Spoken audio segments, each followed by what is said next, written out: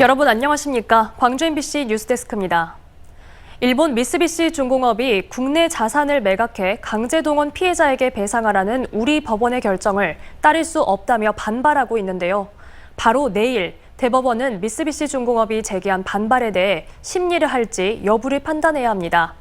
피해자 측은 재판부에 신속한 판결을 요구하면서 우리 정부가 도와주진 못할 망정 재판을 지연시키고 있다고 비판했습니다. 우종훈 기자가 취재했습니다. 지난 2018년 대법원 판결이 나왔을 때만 해도 강제동원 피해자들은 배상까지 긴 시간이 걸릴 것이라 예상하지 못했습니다.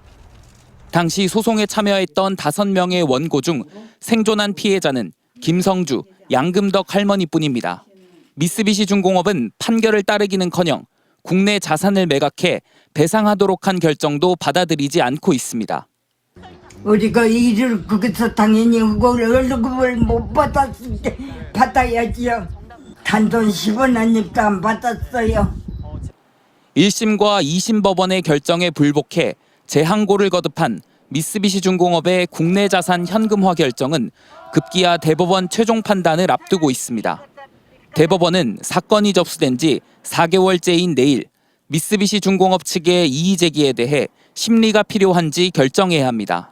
만약 대법원이 추가적인 심리가 필요 없다는 취지로 심리 불속행 결정을 하면 법원의 현금화 절차가 곧장 진행되고 반대의 경우에는 대법원 판결이 언제 이루어질지 기약할 수 없는 상황이 됩니다.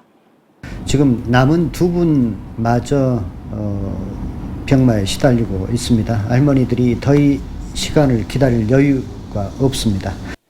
강제동원 피해자 측은 일본뿐만 아니라 우리 정부 대처에도 연일 비판 수위를 높이고 있습니다.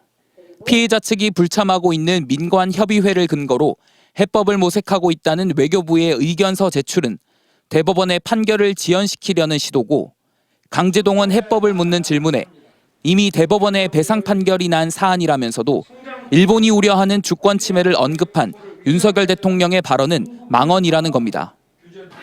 일본이 우려하는 그런 어떤 주권 문제에 충돌 없이 채권자들이 보상을 받을 수 있는 그런 방안을 지금 깊이 강구하고 있는 중입니다. 강제동원 피해자들이 광복 77년 만에 조금이나마 억울함을 풀 수 있을지 아니면 기약 없는 기다림에 들어갈지 대법원의 결정에 관심이 모아지고 있습니다. MBC 뉴스 우종훈입니다.